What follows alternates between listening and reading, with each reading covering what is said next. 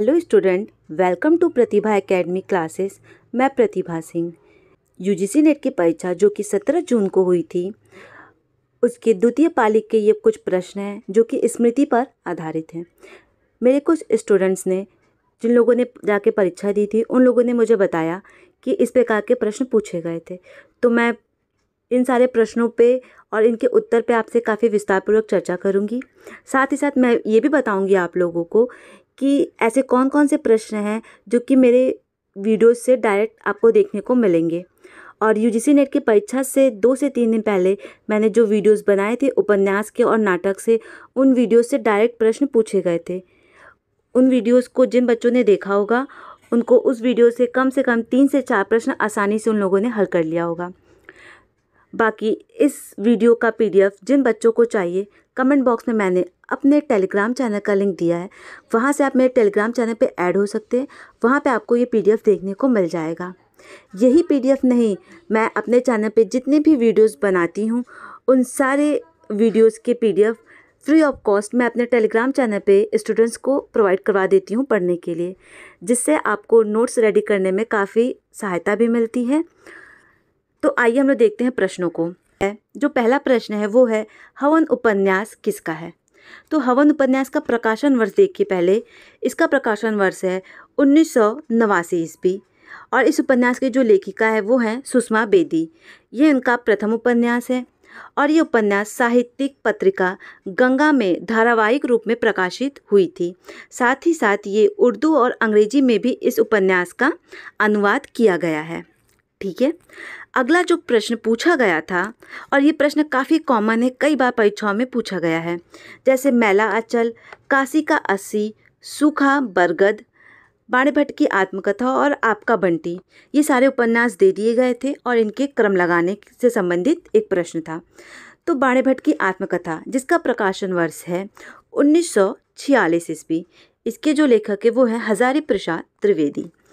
उसके बाद जो क्रम में आएगा वो है मैला आंचल, जिसका प्रकाशन वर्ष है 1954 ईस्वी, इसके जो लेखक है वो है फाड़ेश्वर नाथ रेणु। आपका बंटी, जिसकी लेखिका है मन्नू भंडारी, प्रकाशन वर्ष है 1971 ईस्वी। सूखा बरगद 1979, मजूर एहतेशाम, काशी का अस्सी 2004 में, और ये उपन्यास है काशीनाथ सिंह का। अगला जो प्रश्न है वो है, कौन सी बोली अर्धमगधी अपभ्रंश की है। ठीक है, इस प्रकार का एक प्रश्न पूछा गया था, तो वो होगा बघेली। मूर्धन्य ध्वनियाँ कौन कौन सी हैं। ऑप्शन दिए गए थे 4, उसमें से पूछा गया था कि मूर्धन्य ध्वनियाँ कौन कौन सी हैं। वो है ट, ठ, ड, ड़ और श। ठीक है, आप लोग मिला लीजिएगा कि आप लोगों ने क्या आंसर लगाया है। अगला जो प्रश्न था वो था, देवकीनंद खत्री के उपन्यासों का सही क्रम क्या है। जिन बच्चों ने यूजीसी नेट की परीक्षा से 2 से 3 दिन पहले मैंने एक वीडियो बनाया था उपन्यासों से संबंधित, जिन बच्चों ने उस वीडियो को देखा होगा, डेफिनेटली उन लोगों ने ये प्रश्न सही किया होगा।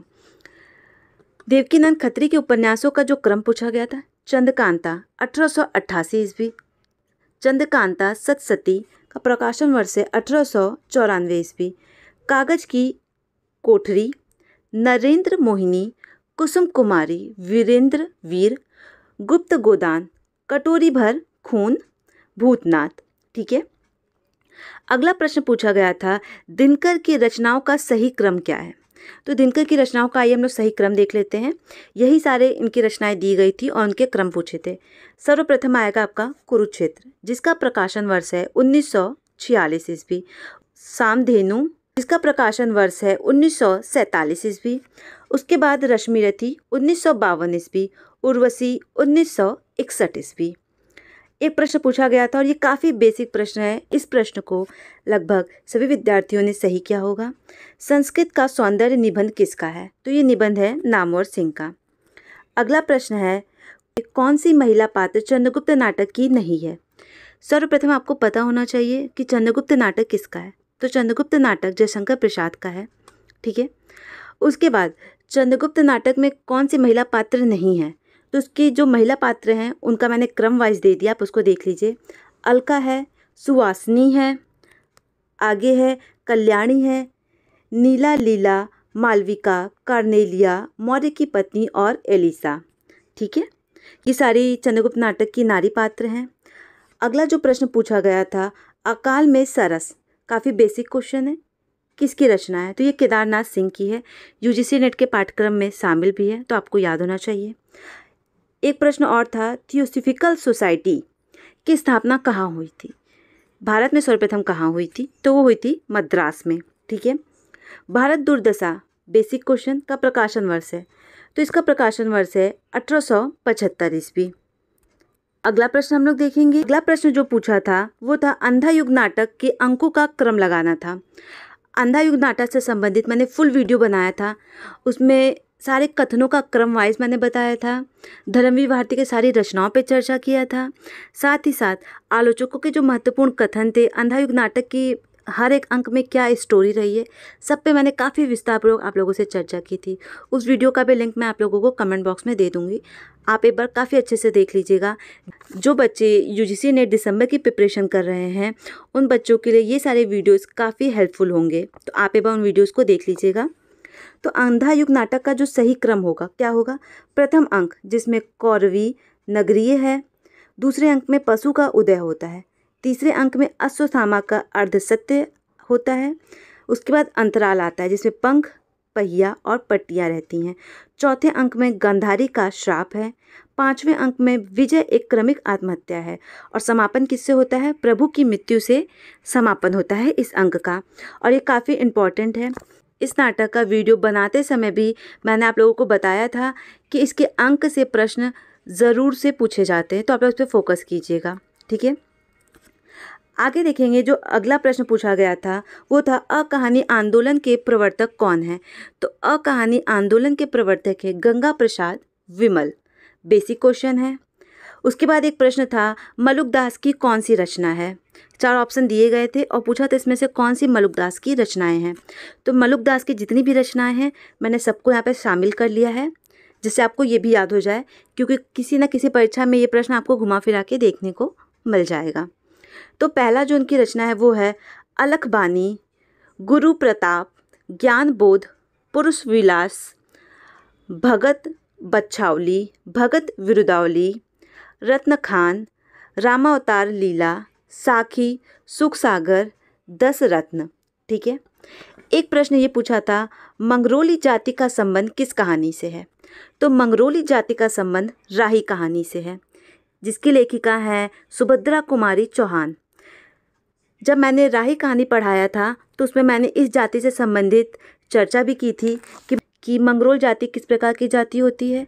मंगरोल जाति उसे कहते हैं जो भीख मांगने वाली जाति होती है, जो भीख मांग के अपने पेट का पालन करती है, जिनका जीवन इसी प्रकार चलता है कि वो कुछ भीख मांगकर अपना पेट पालती हैं। ठीक है, तो उसे हम मंगरोल जाति कहते हैं। ठीक है, अगला प्रश्न पूछा था, जयमाला किस नाटक की पात्र है? तो जयमाला जो है वो स्कंदगुप्त नाटक की पात्र है। जब मैंने नाटक से संबंधित वीडियोस बनाए थे तो उसमें नाटक के जितने भी पात्र थे उन सारे पात्रों पे डिस्कशन किया था। उस वीडियो का भी लिंक मैं कमेंट बॉक्स में आप लोगों को दे दूंगी, क्योंकि उस वीडियो में यूजीसी नेट के पाठ्यक्रम में जितने भी नाटक हैं उनका प्रकाशन वर्ष, उनके पात्र, उनकी महत्वपूर्ण रचनाओं सब पे मैंने आप लोगों से चर्चा की थी। ठीक है, तो वहाँ पे मैंने आप लोगों को बताया था कि स्कंदगुप्त नाटक के पात्र कौन है। तो वो जयमाला जो है वो स्कंदगुप्त नाटक की पात्र हैं। अगला प्रश्न देखेंगे, लीलाधर जगूड़ी की रचनाओं को बताना था।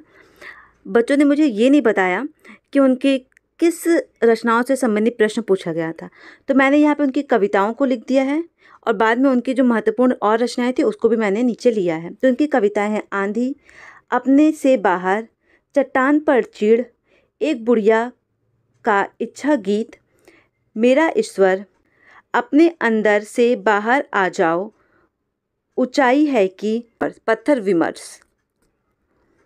उसके बाद इनके कुछ महत्वपूर्ण काव्य संग्रह हैं, जैसे शिखर मुखी जिसका प्रकाशन वर्ष है 1964 ईस्वी, नाटक जारी है 1972 ईस्वी, इस यात्रा में 1974 ईस्वी, रात अब भी मौजूद है 1976 ईस्वी, पृथ्वी बची हुई है 1977 ईस्वी, घबराए हुए शब्द 1981 ईस्वी, भय भी शक्ति देता है 1983 1981 ईस्वी।